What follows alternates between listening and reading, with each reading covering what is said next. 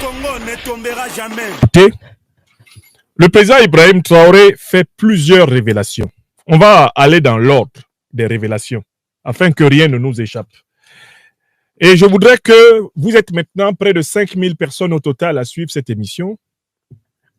Je voudrais que vous m'aidiez à noter les révélations par numéro, de telle façon que nous traitions chacune des révélations comme un dossier à approfondir. C'est ainsi que nous allons passer de l'entente des propos du président Traoré à l'écoute de ses propos.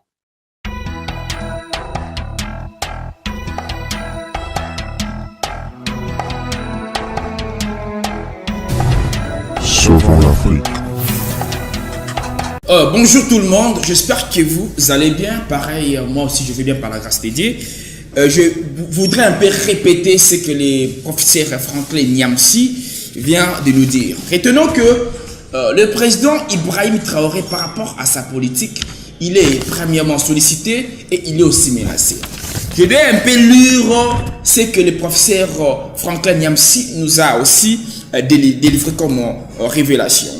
Le pays du sud du Burkina Faso ont approché le régime du président Ibrahim Traoré pour lui demander de négocier avec les terroristes et de leur permettre d'avoir un territoire où ils peuvent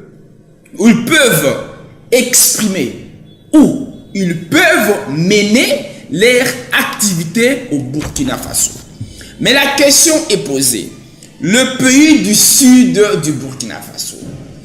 Le Burkina Faso a quelques pays au sud. Il y a des sud-est, sud-ouest et les sud. Mais on va savoir, parmi les pays, quels sont les pays qui ont demandé au régime du Burkina Faso de céder aux terroristes d'autres territoires pour leur activité. Raison pour laquelle le professeur Franklin Nyamsi va nous délivrer des graves révélations aujourd'hui. Je vous en prie vraiment, serrez vos ceintures et puis suivons cette vidéo du professeur et puis on va revenir après cette vidéo pour analyser ensemble avec vous. Suivons la vidéo. Le président Ibrahim Traoré fait plusieurs révélations. On va aller dans l'ordre des révélations afin que rien ne nous échappe. Et je voudrais que vous êtes maintenant près de 5000 personnes au total à suivre cette émission.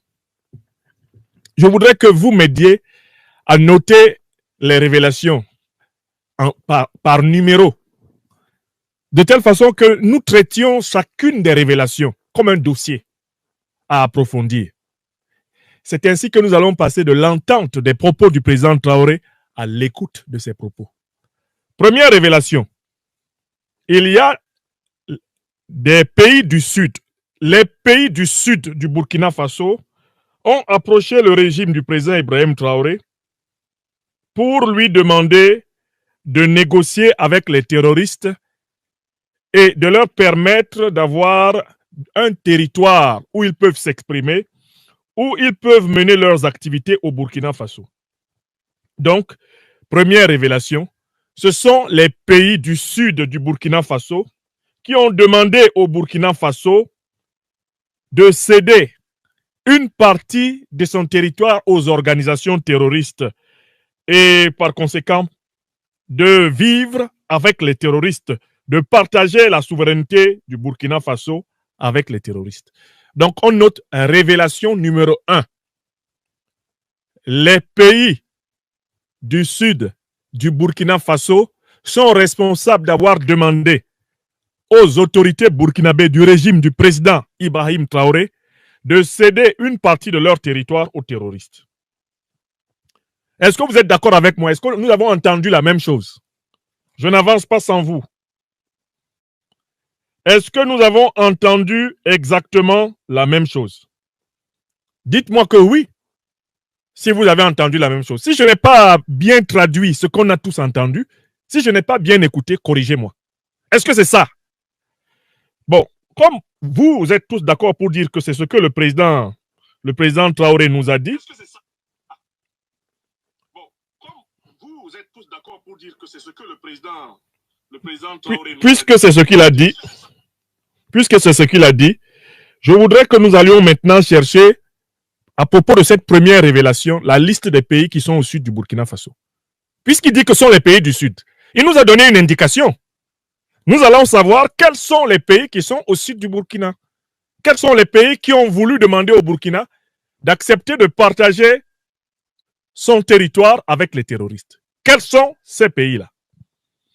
Ce n'est pas compliqué. J'ai publié une carte du Burkina Faso. Et il est facile de voir tout de suite quels sont les pays qui sont au sud du Burkina. On y va, on fait la liste. Pays au sud du Burkina Faso. Premier pays, à partir de la gauche, la Côte d'Ivoire. Qui est le président de facto de la Côte d'Ivoire actuellement? Alassane Dramane Ouattara. On écrit la liste des pays qui ont demandé au Burkina de céder son territoire en partie aux terroristes. On y va. Je dis que ce qui va libérer l'Afrique, là, c'est l'amour de la vérité. Il faut que les moutons du régime d'Alassane Dramane Ouattara en Côte d'Ivoire suivent cette conférence. Le président Traoré donne la liste des pays qui lui ont demandé de céder une partie du territoire burkinabé aux terroristes. Ces pays sont là en bas. Vous les voyez? Vous les voyez bien? Il faut que vous voyez bien la liste. On y va. 1. La Côte d'Ivoire. Deuxième pays du sud du Burkina, le Ghana. Le Ghana. Troisième pays du sud du Burkina, le Togo. Le Ghana, c'est qui? C'est Nana Akufo-Addo. Le Togo, c'est qui?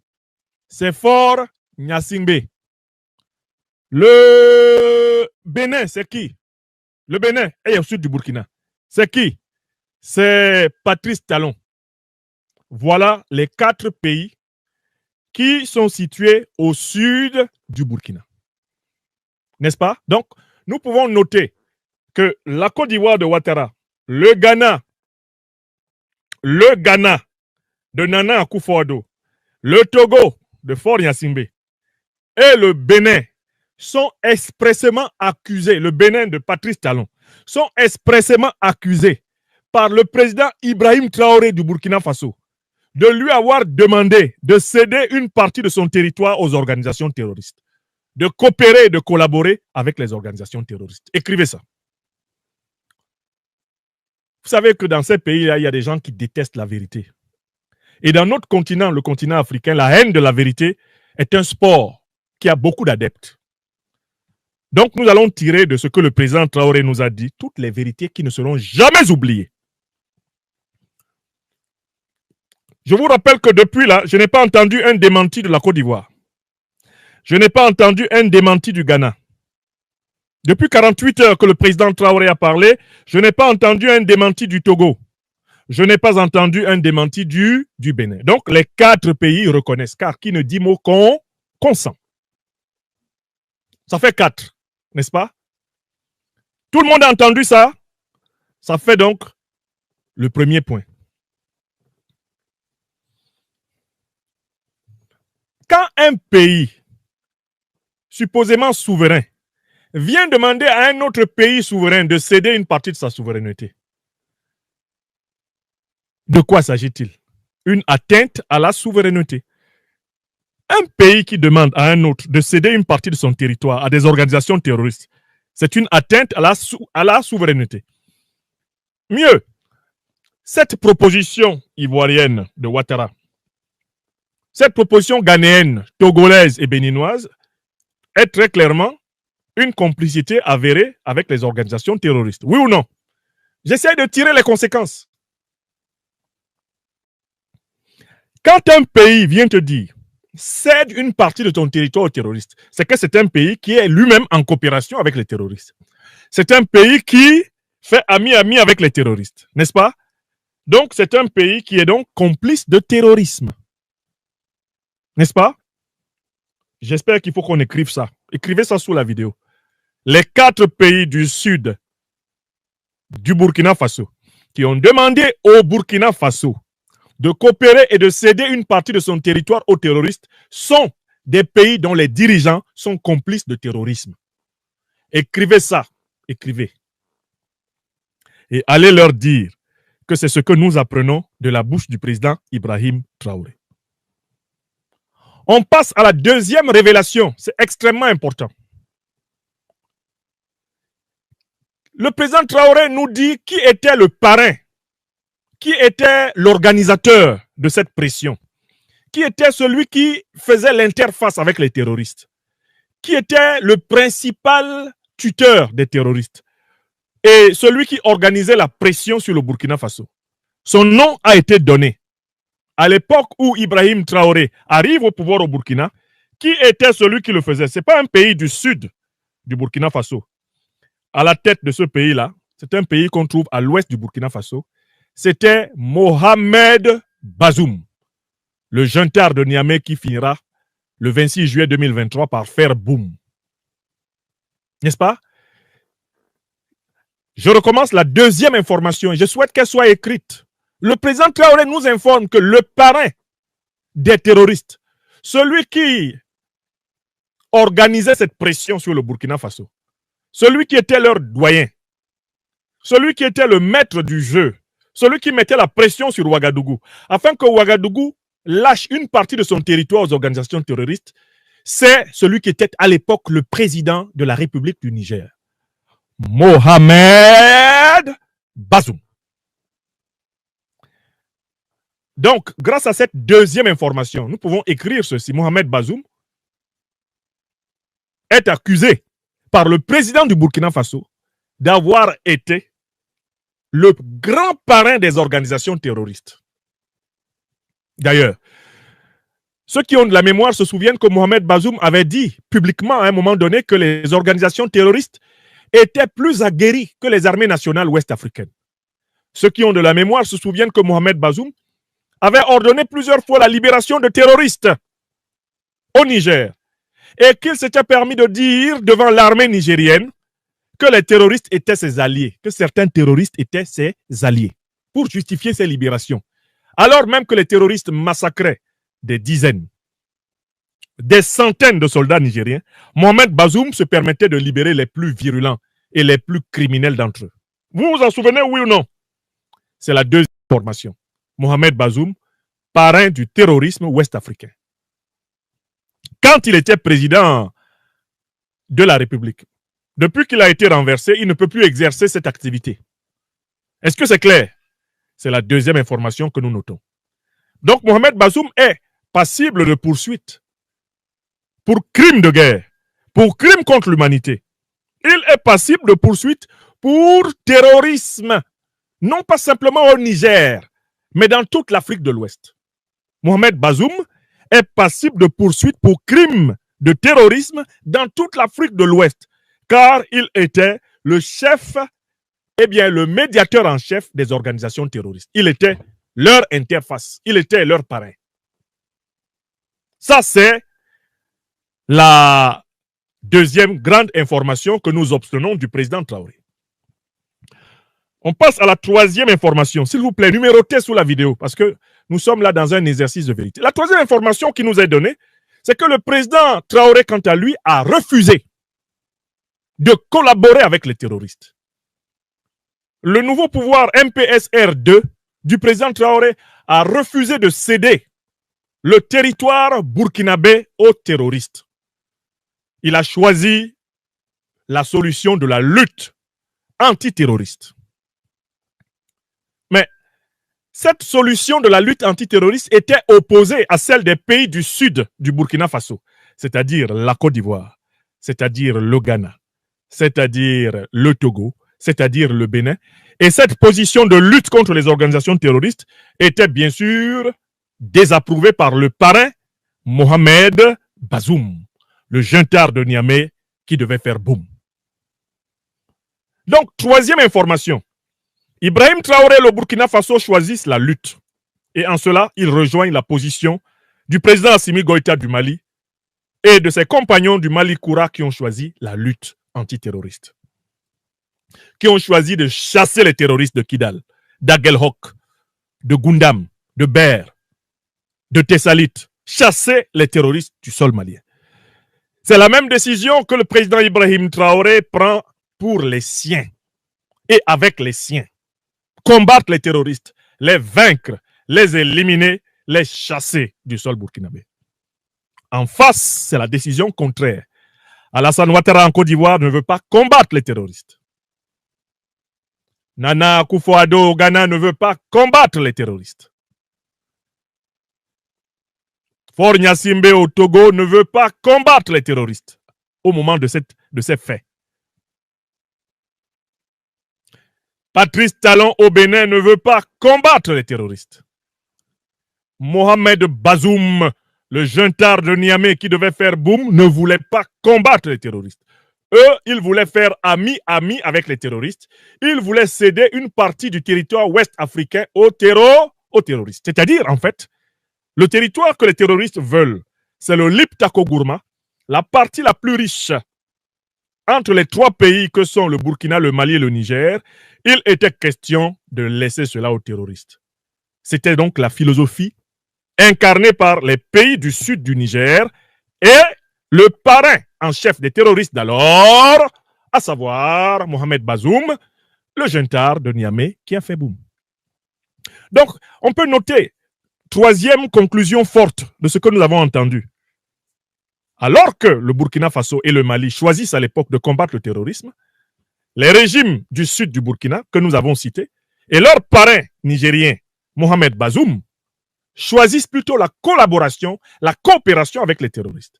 Ils choisissent plutôt l'abandon de la souveraineté territoriale, du moins l'abandon partiel de la souveraineté territoriale aux terroristes. Maintenant, nous allons passer à la quatrième révélation. Il y a une quatrième révélation. Il y a un quatrième enseignement. Mohamed Bazoum va tomber. Et la question que je vous pose, vous avez écouté le président Ibrahim Traoré. Quel est le président qui prend le relais et qui devient, après la chute de Mohamed Bazoum, qui devient le chef de file des collabos, des coopérants? Quel est le président qui désormais offre son territoire, offre sa couverture et son parrainage officiel aux terroristes? Quel est le président qui, quant à lui, va continuer à assumer ce rôle? Quel est ce président? Son nom a été donné. Parce qu'on a tous entendu, maintenant on est en train d'écouter ce qui a été dit. Quel est le président? Quel est le dirigeant politique qui, après la chute de Bazoum, est devenu le patron, le tuteur, le protecteur, l'hébergeur, la base arrière principale des terroristes qui ensanglantent le Burkina? C'est qui? Son nom a été donné. C'est Alassane Dramane Ouattara à la tête de la Côte d'Ivoire.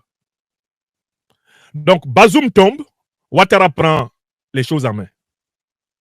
Il continue le travail que Bazoum faisait. C'est Bazoum qui coordonnait. C'est Bazoum qui aidait à sauver les terroristes. Bazoum étant tombé, Alassane Dramane Ouattara prend la relève. Ceci vous permet de comprendre pourquoi Alassane Ouattara est de tous les dirigeants ouest-africains celui qui était le plus chaud pour faire la guerre contre le Niger.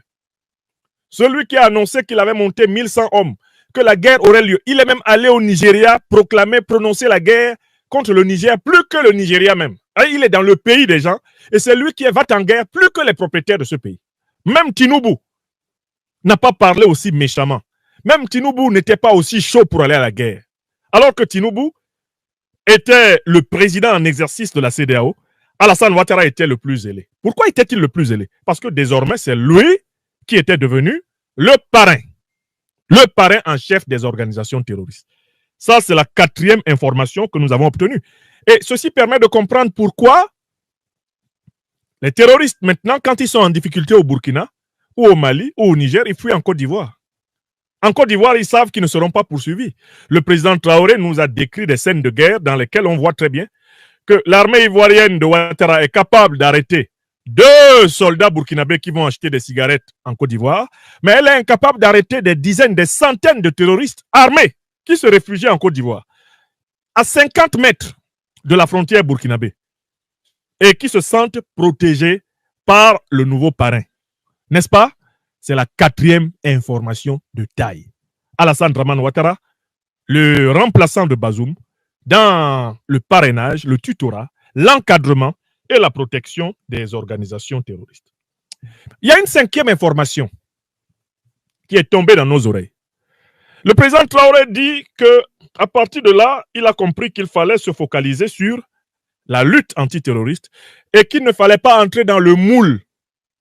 Le moule incarné par Mohamed Bazoum, incarné par Alassane Dramane Ouattara. Quel est ce moule? C'est le moule de la CEDEAO. Mais quel est le moule de la CEDEAO? La CEDEAO est une organisation sous contrôle du néocolonialisme français et sous contrôle de l'OTAN. Ce sont les deux puissances, les deux principales puissances qui parrainent la CEDEAO et qui la contrôlent, n'est-ce pas? Quand le président Ibrahim Traoré nous dit que lui, il a refusé d'entrer dans ce moule, c'est-à-dire qu'il a refusé de se soumettre au patron de Ouattara, au patron de Talon, de Gnassingbé, au patron de Nana Akufo-Addo. Il a refusé de se soumettre au patron de Adebola Tinubu. Il a refusé de se soumettre à eux. Vous comprenez? Le moule dont il est question ici, c'est le moule néocolonialiste de la CEDEAO, c'est le moule otanien, le moule de l'OTAN. N'est-ce pas? J'espère que c'est clair pour tout le monde parce qu'on a tous entendu, maintenant vous êtes en train d'écouter ce que le président dit. Maintenant, il y a une sixième information et j'espère que vous l'avez bien entendu. Le bloc CEDEAO s'est fissuré à partir de quand? Les pays du Sud qui demandaient au président Ibrahim Traoré d'accepter de donner une partie de son territoire aux terroristes. Ces pays-là ont cessé d'être dans l'unanimité à partir de quel moment? Le président Traoré nous a dit que ces pays ont cessé d'être dans l'unanimité avec Alassane Dramane Ouattara et Mohamed Bazoum quand leurs territoires ont également été attaqués. Vous avez entendu ça, oui ou non? Alors, quels sont les pays du sud du Burkina Faso dont les territoires ont aussi été attaqués par les organisations terroristes et qui ont été amenés à mettre un peu d'eau dans leur vin ou plutôt dans leur Niamankoudi? Quels sont ces pays? Je m'en souviens, il y en a deux. Il y a deux pays du sud du Burkina Faso qui ont été attaqués par les organisations terroristes et dont les dirigeants ont commencé à s'interroger. Peut-être même on peut dire trois. Les deux principaux qui me reviennent à l'esprit, c'est le Togo de Faure Gnassingbé, le Bénin de Patrice Talon, qui rapidement a fait venir les Rwandais pour sa sécurité personnelle, bien sûr, abandonnant le peuple béninois au diable vauvert. Le Togo a été attaqué par les organisations terroristes, le Bénin l'a été, le Ghana commence à être menacé. Mais je pense principalement au Togo et au Bénin. En particulier, le président togolais Faure Gnassingbé, se rendant compte que lui aussi était attaqué, a commencé à changer en partie sa doctrine, c'est-à-dire à faire preuve d'une plus grande compréhension envers la position du Burkina Faso, la position du Mali et la position du nouveau Niger du président Abdourahmane Tiani. C'est vrai ou c'est faux? Voilà les 5 enseignements que nous venons d'avoir. Tout le monde a bien noté les 5 enseignements? 1. Ce sont les pays du sud du Burkina Faso qui ont voulu attenter à la souveraineté du Burkina Faso en forçant la main au Burkina Faso pour céder une partie de son territoire aux terroristes. Ce sont des pays dont les dirigeants sont donc complices des organisations terroristes. 2. Le parrain des organisations terroristes, le premier parrain en chef, c'était Mohamed Bazoum du Niger. Et c'est lui qui sans cesse augmentait la pression. 3. Lorsque Bazoum est tombé, le nouveau parrain s'est avéré à Alassane Dramane Ouattara. C'est lui aujourd'hui qui est le gardien du temple. C'est lui qui est le protecteur des groupes terroristes, qui ensanglantent le Burkina Faso, l'Alliance des États du Sahel. Ça, c'est 3. 4, Ibrahim Traoré a refusé, lui et ses compagnons, de se soumettre à la logique des pays du sud du Burkina et à la logique du Niger de Bazoum. Parce que eux, ils ont choisi de collaborer avec les terroristes, ils ont choisi de faire ce que leurs maîtres néocolons français et impérialistes occidentaux leur demandent, alors que Traoré Ibrahim et ses compagnons du MPSR ont choisi la lutte. 5e évidence, qui ne doit avoir échappé à personne, le bloc des collaborationnistes a commencé à se fissurer lorsqu'ils ont à leur tour, au Togo et au Bénin notamment, été attaqués par les organisations terroristes. C'est ce qui explique eh bien, l'évolution du positionnement du président togolais Faure Gnassingbé. Tant que lui, il n'était pas attaqué, il préférait que le Burkina accepte de céder une partie de son territoire. Quand le Burkina a vu que lui aussi était attaqué, le Burkina lui a fait remarquer que voilà ce qu'on t'avait dit. Quand vous voulez faire ami-ami avec les organisations terroristes, elles finissent toujours par se retourner contre vous. Et le président Traoré dit dans l'intervention que le Burkina a eu une expérience. Sous le président Compaoré, le Burkina, pour se protéger des terroristes, leur avait ouvert les portes du pays. Ils pouvaient se réfugier au Burkina. Le criminel Iyad Agali était tranquille chez lui à Ouagadougou. Tout se passait bien. Le Burkina n'était pas attaqué. Mais quelle est la situation aujourd'hui? N'est-ce pas le Burkina qui paye encore le maximum de pots cassés, puisque les terroristes ont eu le temps de bien connaître le pays et de savoir comment le saboter, le déstabiliser? Voilà les vérités qui ont été dites là. Mais il y a une deuxième pièce que je voudrais verser à votre réflexion pour compléter votre jugement. Mais ces terroristes-là, qui sont des terroristes d'Al-Qaïda et de l'État islamique, et même c'est la même organisation, mais qui les a créés? D'où viennent-ils? Qui les finance? Nous avons donné plusieurs conférences ici, nous avons donné des lectures d'ouvrages, nous avons donné tellement de sources, mais aujourd'hui je voudrais donner la parole à un homme politique français. Quand on parle de la négociation, on voit directement que si aujourd'hui l'Afrique elle est détruite, c'est parce que quand il y a du terrorisme dans des pays africains, il y a des présidents africains qui jouent un rôle de parrainage ou un rôle de négociation. Quand on parle aujourd'hui de la RDC, la République démocratique du Congo, avec l'ancienne politique du président honoraire Joseph Kabila Kabange, il y avait eu des négociations entre le pouvoir en place et le terrorisme. Raison pour laquelle l'armée congolaise était infiltrée. Et jusqu'à présent, l'actuel président, que je peux citer Félix, ne trouve pas et il est en train de subir des peines dont le président, ex-président Kabila, lui avait insurgé. Raison pour laquelle il y a aussi beaucoup de pays africains dont l'armée est infiltrée par rapport aux négociations imposées par l'Occident. La politique que Ibrahim Traoré, le président de la transition du Burkina Faso, elle est en train de mener, cette politique-là qu'elle est en train de mener, la politique est en train de faire sortir le pays que je cite, le Burkina Faso, de l'emprise de l'Occident. Le Burkina Faso, en lui-même, il est en train d'éliter pour éradiquer, quand on parle de l'éradication, se mettre hors d'état de nuire la politique occidentale, ou la politique étrangère, ou la politique européenne, ou la politique américaine.